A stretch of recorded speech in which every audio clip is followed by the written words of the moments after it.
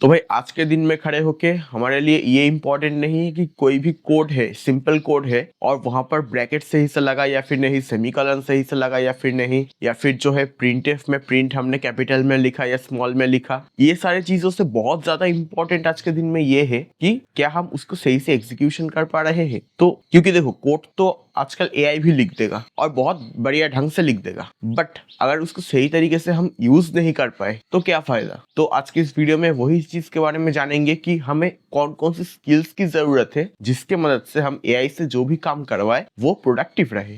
जय हिंद, राम राम जी सभी को, welcome back to our channel. और आज के इस वीडियो में 3 ऐसे स्किल के बारे में बात करूंगा जो कि आज के दिन में आपको जानना बहुत ज्यादा जरूरी है, चाहे आप कोई बिजनेस ओनर हो या फिर आप कोई फ्रीलांसर हो जो कोई बिजनेस के लिए काम करते हो, और अगर आपके इस फील्ड से रिलेटेड कोई जॉब वगैरह है तो भी आप इसको ध्यान से देख सकते हो। तो चलिए बिना देरी करे वीडियो को स्टार्ट करते हैं। आप सब्सक्राइब बटन को हिट कर दो, मैं वीडियो को शुरू करता हूँ। पहला स्किल है एआई ऑटोमेशन। अब देखो, वो जब एआई पहले पहले शुरुआत में आया था, मान के चलो कि जब ChatGPT शुरुआत में आ रहा था तो हम क्या करते थे, एआई से ईमेल लिखवाना, एआई से असाइनमेंट करवाना, ये सब चीज एक तरफ, ठीक है, ये सब चीज आज भी होता है। अब देखो ये ना जैसे जैसे दिन बढ़ता जाता है तो ये काम जो है बहुत कोई कर सकता है, क्योंकि इस पर बहुत सारा ट्यूटोरियल पड़े हैं, देख लेगा कर लेगा। बट यहाँ पर मेन बात ये आता है कि एआई से अगर हम एक वर्क फ्लो बनाने की कोशिश करें, एआई से अगर हम एक प्रॉपर मॉडल बनाने की कोशिश करें तो क्या होगा कि वो बाकी औरों से हमको अलग कर देगा। कैसे अलग करेगा? क्योंकि देखो एआई से जो है वर्क फ्लो बनाना, मॉडल बनाना, एडवांस मॉडल, वो सबके पास की बात नहीं है। तो अगर आप N8N,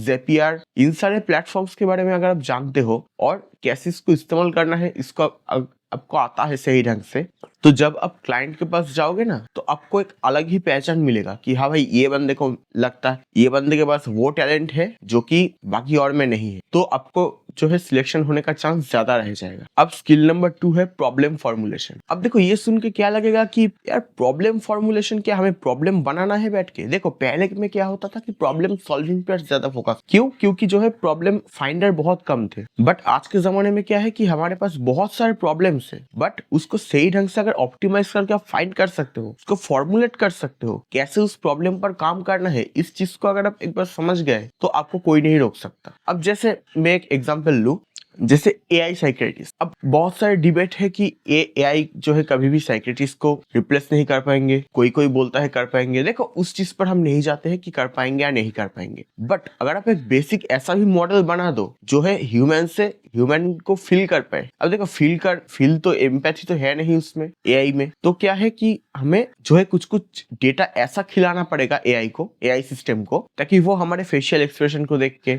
या फिर हमारे जो है बातों को सुन के ये कम से कम समझ सके कि हमारे अंदर चल क्या रहा है। ठीक है, तो ये सारी चीज के बारे में हमें जो है जानना जरूरी है। तो अगर हम प्रॉब्लम को फॉर्मुलेट कर पा रहे हैं तो ये हमारे लिए एक बहुत बड़ी बात हो जाएगी और ये एक बहुत एडवांसमेंट की बात हो जाएगी। आज के दिन में कोई भी आप बिजनेस ओनर देख लो जो टॉप पोजीशन पे बैठे हैं, वो प्रॉब्लम सॉल्वर भी है और प्रॉब्लम फाइंडर भी है। देखो प्रॉब्लम जब तक आप फाइंड नहीं करोगे तब तक आप उसको सॉल्व नहीं कर पाओगे। और जो स्किल नंबर 3 है उस पर मैं हमेशा से फोकस करते आ रहा हूँ और आगे भी फोकस करूंगा, जो कि स्टोरी टेलिंग और सेल्स। देखो एआई क्या करेगा कि प्रोडक्ट जनरेट करके देगा, सब कुछ मान लो एआई A to Z करके दिया, बट यहाँ पर एक बात समझने की जरूरत है जो कि सेल। अब हमने प्रोडक्ट बना लिया, अब उसका कोई फायदा ही नहीं हो रहा, तो ऐसा प्रोडक्ट बनाने का कोई फायदा है? मैंने मान लो कुछ एक्स अमाउंट इन्वेस्ट करके कुछ प्रोडक्ट बनाया एआई से, अब क्या है कि मैं उसको सेल ही नहीं कर पा रहा, उसका कोई फायदा रहेगा? फिर नहीं रहेगा ना। तो यहाँ पर क्या करना होगा आपको, देखो उस प्रोडक्ट से रिलेटेड ना स्टोरीज आपको सोचना है कि आप उस प्रोडक्ट से कैसे एक इमोशन को, एक स्टोरी को बाहर ला सकते हो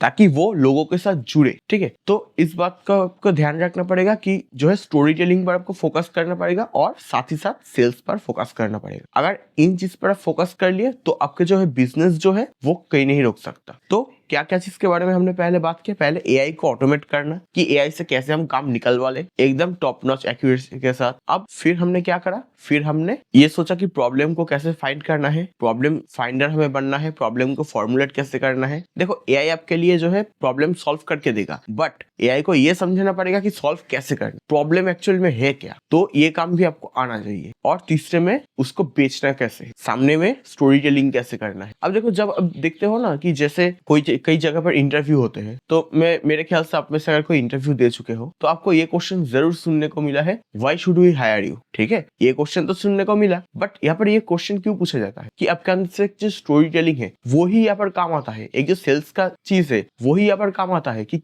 कितने अच्छे तरीके से आप अपने आप को प्रेजेंट कर पा रहे हो। देखो, मान लो मेरे पास 100 स्किल है बट मैं प्रेजेंट नहीं कर पा रहा उसको सही ढंग से, तो क्या होगा कि मेरा चांस घट जाएगा। बस किसी के पास 2 ही स्किल है, वो बंदा के स्टोरी टेलिंग अगर सही ढंग से कर गया, सही ढंग से अगर ये बता गया कि क्यों उनको सही से हायर करना चाहिए, हायर हो जाएगा तुरंत से। तो इस चीज पर आपको फोकस रखना जरूरी है। तो चलिए बस आज के इस वीडियो में इतना ही। हाँ, पिछले वीडियो में एक कमेंट आया था कैनवा AI पर, उस पर मैं वीडियो बनाऊंगा नेक्स्ट वीक पर। तब तक के लिए आप चैनल को सब्सक्राइब करके वीडियो को लाइक करके नीचे प्यारा से कमेंट कर देना। चलता हूँ, मिलेंगे हम नेक्स्ट वीडियो में, तब तक के लिए थैंक्स फॉर वॉचिंग, नमस्कार।